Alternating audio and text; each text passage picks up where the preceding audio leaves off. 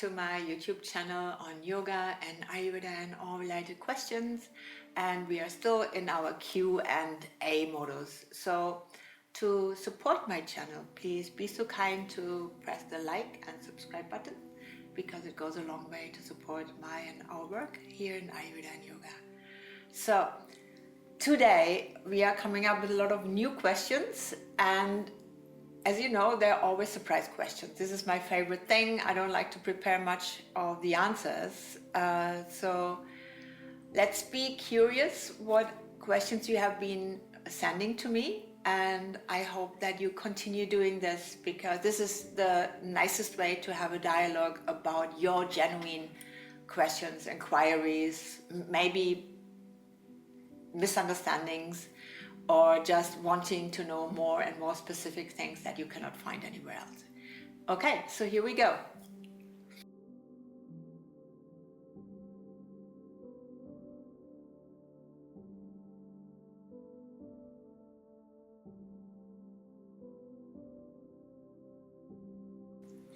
Okay, so what is the treatment in Ayurveda?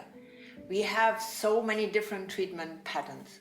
And the first thing is, what we have to look at is that Ayurveda is always tailored to the individual. So what works for me might not work for you and might not work for our neighbor. So it's very important that we have to see, for some people it's important not to eat before treatment, for some people it might be important to eat before treatment, because it also then is according to what type of treatment is performed. But there are some general suggestions. So one is, please don't have sex straight before treatment, because your body is in some kind of arousal. We have difficulties reading the pulse, and this is a complete no-go for most of the treatments in holistic healthcare, because you can't really see what's going on. The body is just in such a blissful state that we probably have to send you home and say, yeah, everything's fine. The other thing that you definitely shouldn't do, and that is for all kinds of Ayurvedic treatments and all kinds of body types and all kinds of seasons, is please don't have alcohol or any drugs before your treatment, because again, we will not be able to understand your pulse. Your body might react differently. So this is something please avoid for your own good. And if you do have a problem, to refrain from this, then we have to find a different way to work with you. So a treatment also can range from half an hour, 1 hour, to maybe a week. So what we're actually talking about is not clear. But again, so these things, sex, drugs and rock and roll, these are not suggested. It's also nice if you just make sure that you prepare yourself nicely, so that you have an early bedtime the day before treatment, that you are having a nice and healthy breakfast or lunch or dinner, whatever time you are showing up, so that your body is steady and at least you have had about 2.5 to 3 hours of food before the treatment, so that your body is responding, that your Agni has been working properly, and we don't have to deal with armor from your food. So this is really important.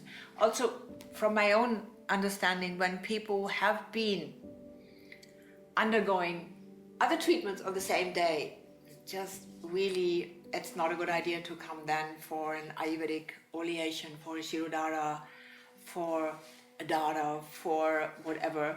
If you have been going to physiotherapy or you have been going to the gym, again, your pulses are different. Your body might be already in a state of exhaustion, or you have been taking substances like protein shakes or things when you have been working out before. That will also change your situation, your physical situation. And always keep in mind, we are trying to do our very best to respond not only to you as a person, but to the season, to your surroundings, to your physical signs, as much as to all the physical signs that you're showing temporarily, as much as chronically. And if there's something coming up suddenly, then it's very difficult. Different is it when something happens, like there's grief, there is depression, and it's reoccurring, or it is sudden, but you feel you want to address this in the treatment, that's a completely different story. So there will be always support, whatever you have been doing. But if you want to have a long-term healing situation, just stay away from the things that I mentioned.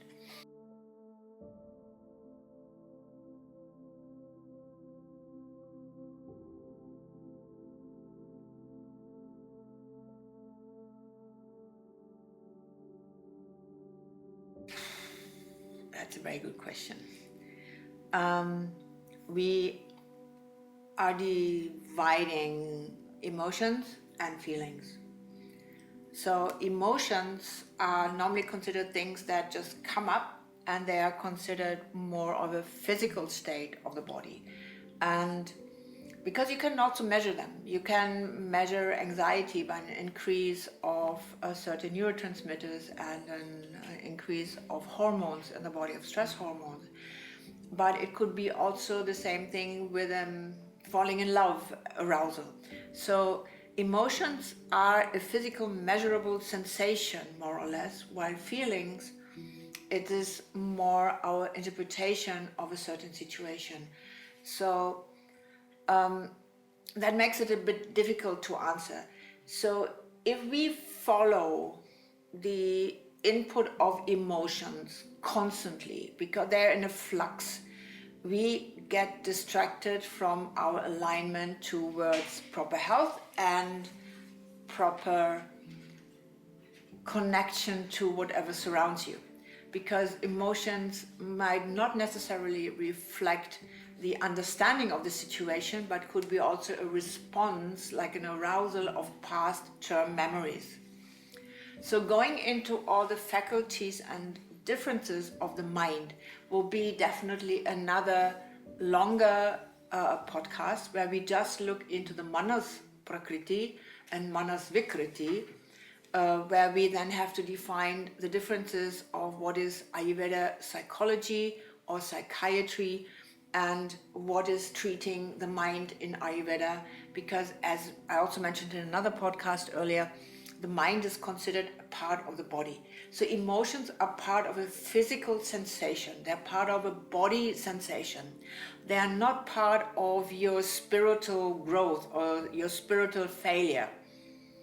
So the most important part is when you look at your mind and you know that these things come up, and they sometimes come up in a way that might even surprise you.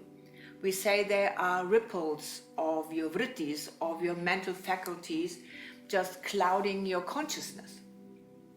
So when you realize this, you also realize if you don't respond immediately, they sometimes just disappear on tiptoe, as they also might reappear. But very often they signal you more a feeling of detachment and give you an illusion of either past or future. So as we know in Ayurveda and yoga philosophy, there is no past and there's no future, there's just the now. The emotions are actually not that valuable as a guidance or as a helper to understand yourself. They're actually considered more as side attractions that might lead you astray from the path or from the situation you actually chosen or where you're trying to align with. So that's a very complicated answer to a question that sounds very easy, but we are going here past the simple thing of should I eat dal or rice, going into a far more complex understanding that is so important, because that's why it's not called Ayurveda medicine in the first place, but we speak about Ayurveda because it's so deeply intertwined and connected to philosophy coming from the Charaka Samhita, Ashtanga Hridyam, Patanjali, and far other books that I don't want to mention here, like Buddha Vidya, which are often not fully translated yet.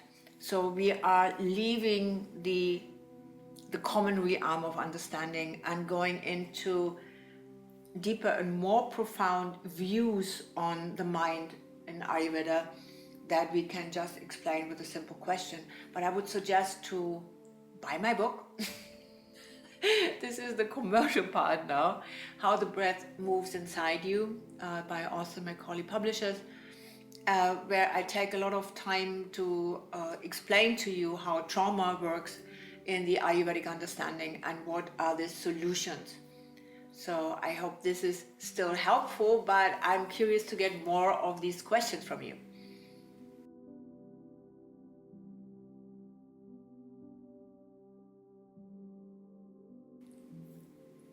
So, Ayurveda as a system of understanding people doesn't have any separation of people in that sense of men and women, although of course we have to also look at certain organ situations. But in general, we are looking at the signs of the body, and we are looking at the needs of each body, and therefore there is no limit to gender, sex, transformation, definition, or whatever. We're always looking at exactly what the body is displaying, and that's very important when we come to the Vajrakarana treatments, which are the fertility treatments, for instance, or we're coming to treatments that might help you to understand your gender in a better, profound way, and to support also changes and transitions during gender transitions.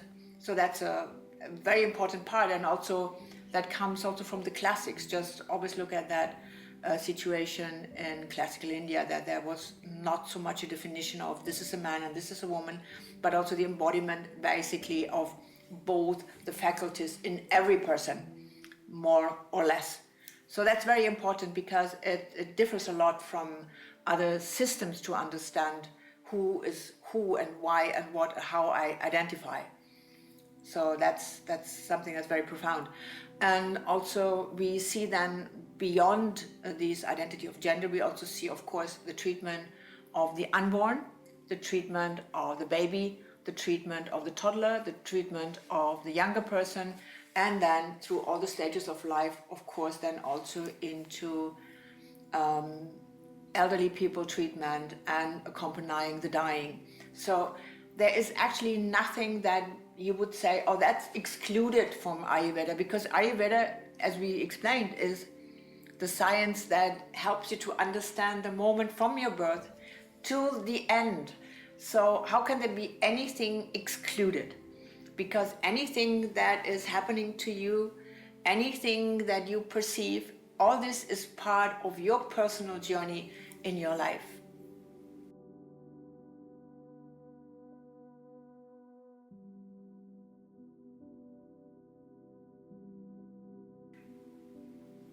So now I have to overthink that question.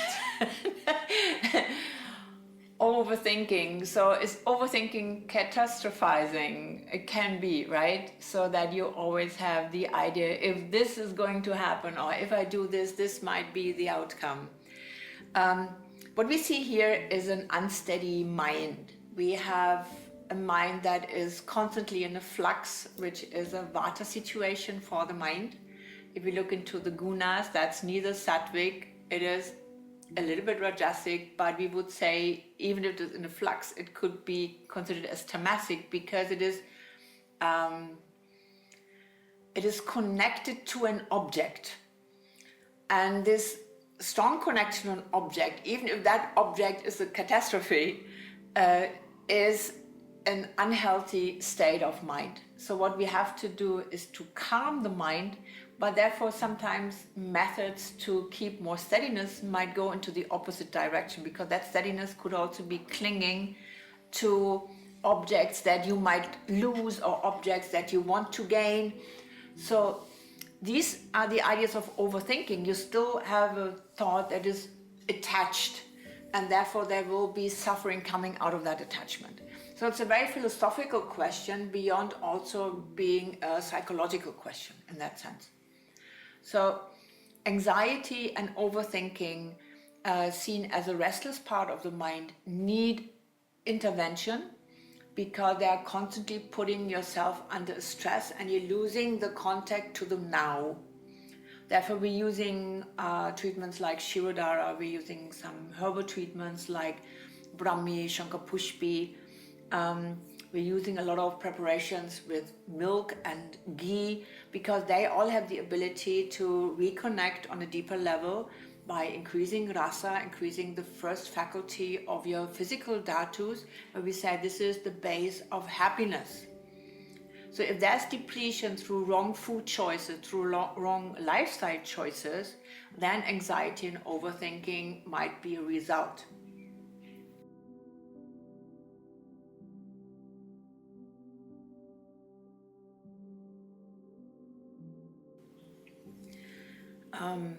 Because because everything that we perceive, every intake is digestion. So when I look through a magazine, I also have to digest that content. When you're watching this channel, you have to digest that content. And so if we break down Ayurveda just to the digestion in the stomach area, it would be completely wrong. So when we open our eyes, we have to digest that perception.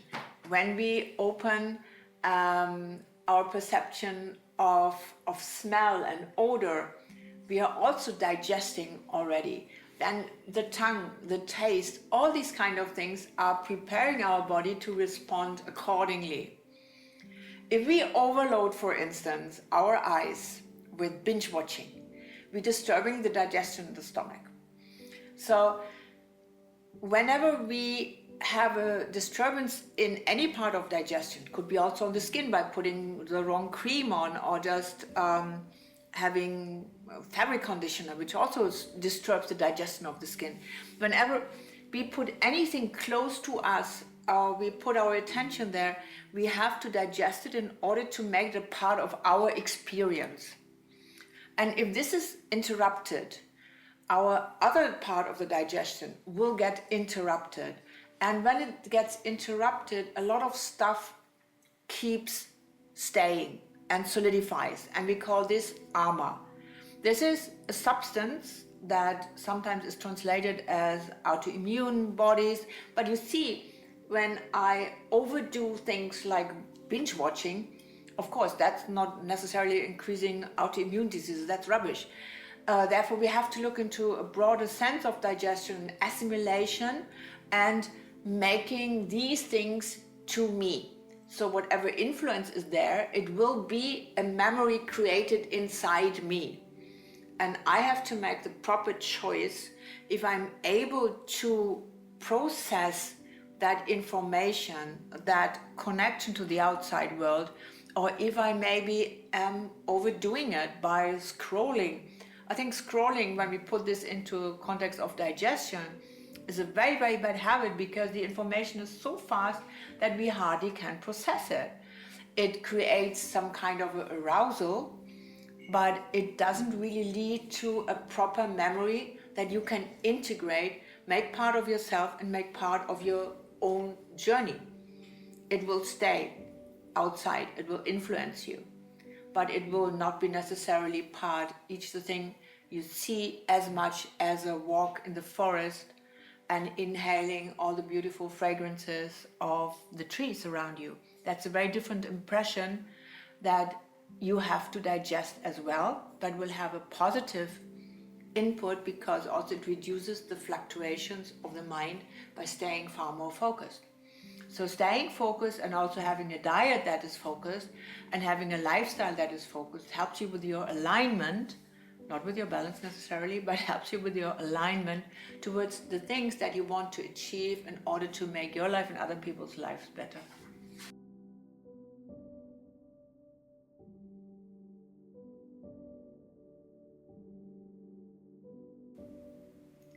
Oh yes.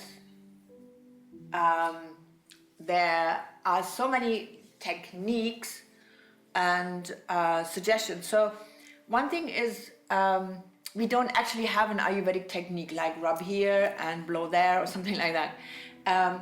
But of course, coming from the Indian tradition, we have the Kama Sutra as a heritage of sexual pleasure and proper relationship. And that's also something that's very important. So it's not about pleasure raising somebody or oneself.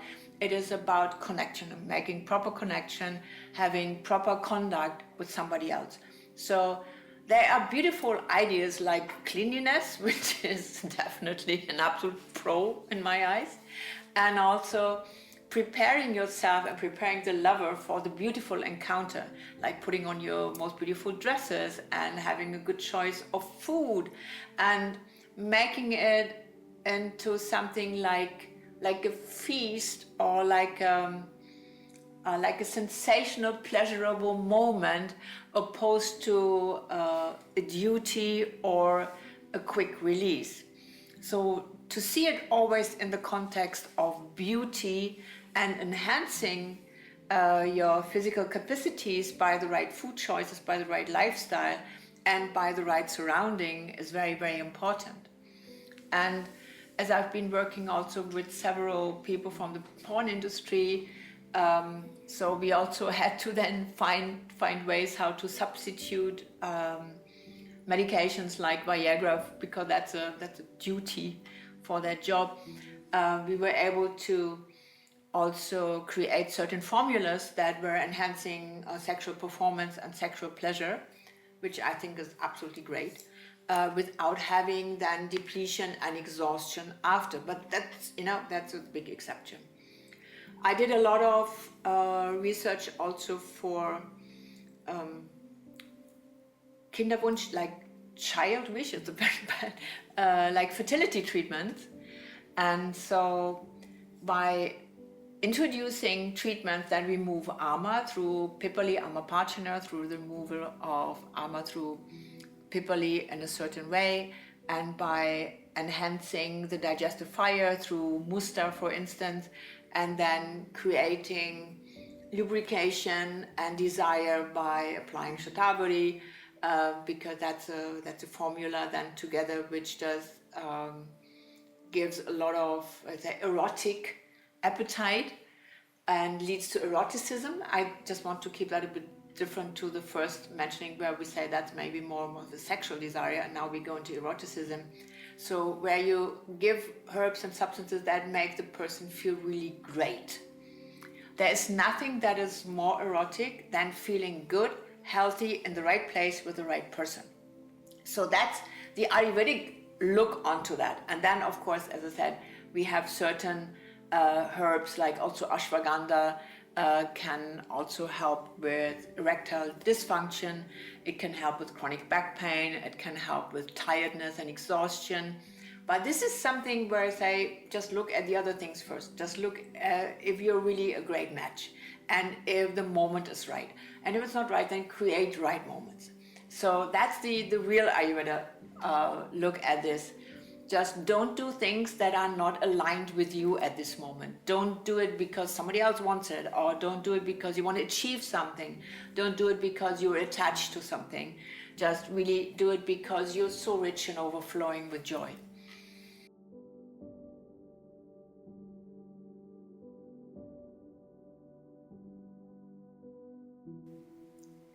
So meditation is not part of Ayurveda. Meditation is one of the stages of Patanjali Yoga.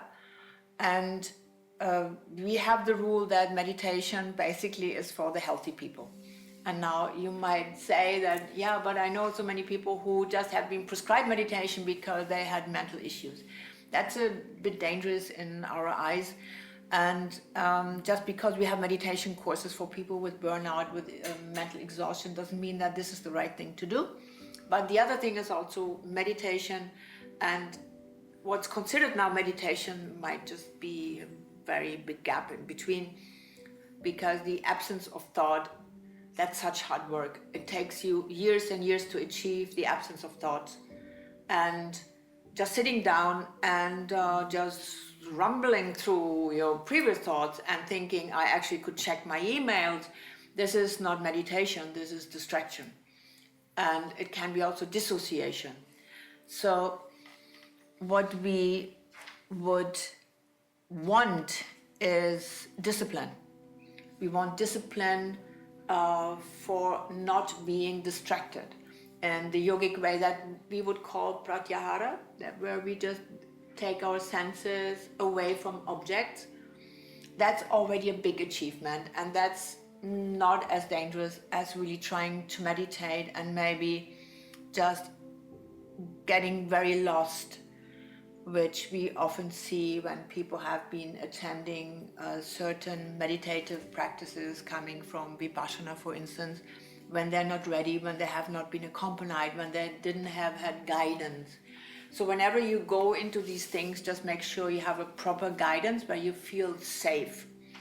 Whatever you do and all of these techniques that might differ from your normal lifestyle, make sure that you have a good guidance. Make sure you have somebody by the side who understands the risks, who understands the signs when you're feeling suddenly more stressed and more anxious than before. Yeah, make always sure somebody is there with you.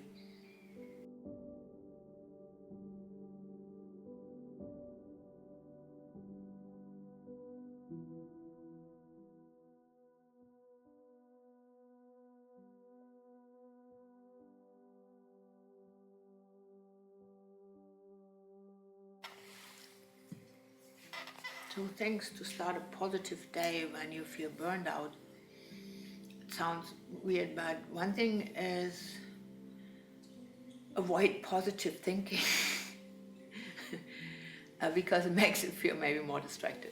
But there's definitely a feeling of gratitude that you look around and see what is there for you and how did you come here. Burnout is a very difficult topic because many people interpret it very differently. But what I see mostly is a feeling of anxiety, being overwhelmed, being depressed, having sleep disorders. So what I suggest is not a tip here. What I suggest is a lifestyle change. So what we normally suggest is that the person gets up at 4 or later 6 in the morning and opens the windows and starts breathing. So it is not something that you can think of. It is something that you have to go through with discipline and with the idea of taking it all in again, but with no attachment. So therefore, when we start giving rules to people with burnout, it's always hitting you back in the face because they say, I already have so many rules, I already have so many things on my to-do list, how I can possibly do that? So you have to restore your sleep, you have to restore the patterns of food. Just start with a very, very basic thing. Enjoy your food, enjoy the moment you're eating, enjoy the moment and make space in your life. And don't tell me you don't have the time to eat. Please make the time to eat because it can be breaking the cycle of just being in a survival mode and going back to having a pleasurable and beautiful life experience, despite of having a lot on your agenda. Then open up to breathing. Just take a moment whenever you have the time and go to a normal breath. Find somebody who guides you into a normal breathing pattern. Find somebody who helps you with touch to reconnect to your body.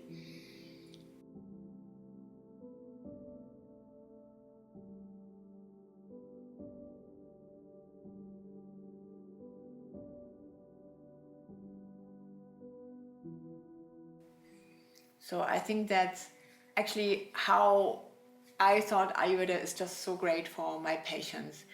As I had a clinic in the center of Berlin, which was mostly dealing with people who had issues with drug addiction, coming from either the film industry or being artists, actors.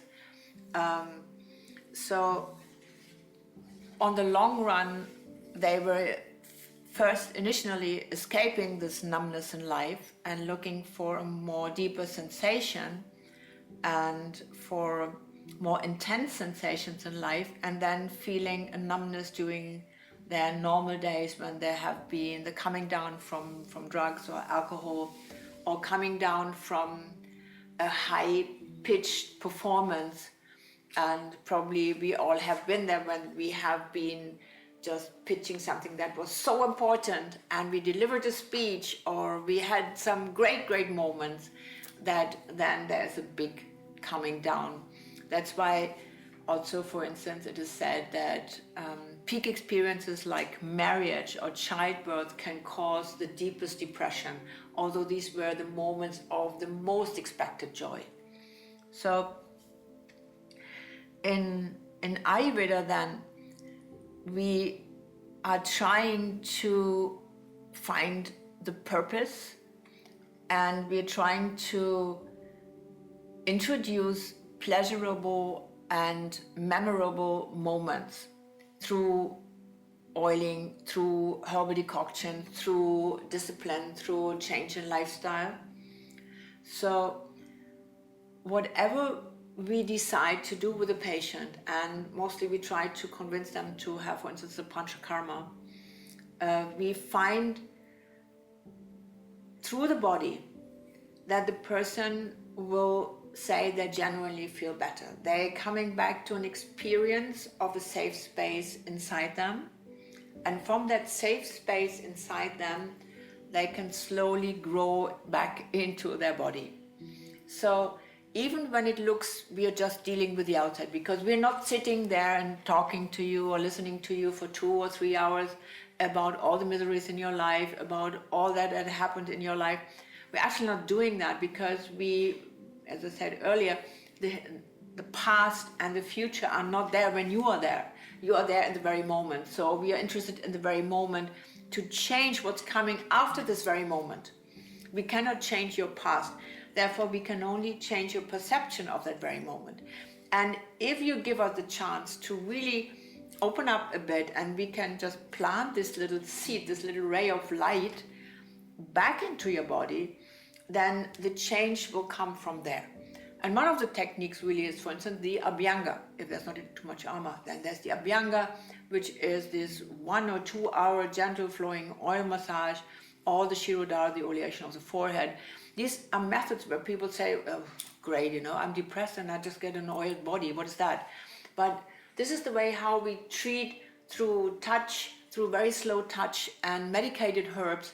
We treat this moment where the mind is just wandering off. What we're trying to do is to give the mind a home again, so that the mind can settle within the gross realm of your body. So the subtle part of your body is coming into the more dense part of your body, and you are able to feel yourself again. You feel grounded. And I think this moment of earthening yourself or grounding yourself is something from that what people want to achieve in order to get release of that numbness and dullness. Because it's different to just giving antidepressants, where then actually this numbness and dullness is increased. So normally we're taking people slowly out of antidepressants under supervision of a psychiatrist, of course, and we are trying to give herbs and treatments, also breathing treatments, to enhance vigor and stability and power.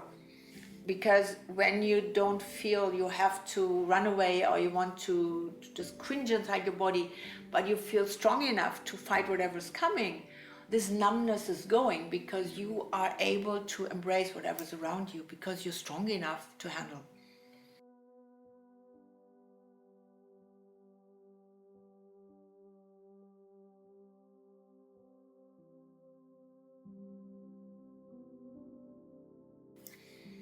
I think I wouldn't say it's more relevant than ever, because it's a science from life to death. So it is always relevant, and it gives you an anchor. It gives you the feeling of purpose, of connection, it reminds you of the non-attachment rule, which is not meaning that you are disconnected, but you're non-attached to the outcome of the force of your willpower. But you also developing skills like acceptance. And whenever I see patients coming in, and they come from a very different background, as I said, we had a lot of people with party background, and then there is the moment where they say, I don't feel like I have to do all these distracting things anymore, because there's a satisfaction, a groundedness, and an interest in quietness, an interest in stillness. and that's coming from inside. It's not something that you say, oh, okay, you have to sit down every day for 10 minutes and you meditate. No, it's not that. It is just on the way of the inner healing, where the mind stops being in that flux, that through that contentment, the behavior can change. So I think it has been always important, and now we are rediscovering the power of stillness and quietness.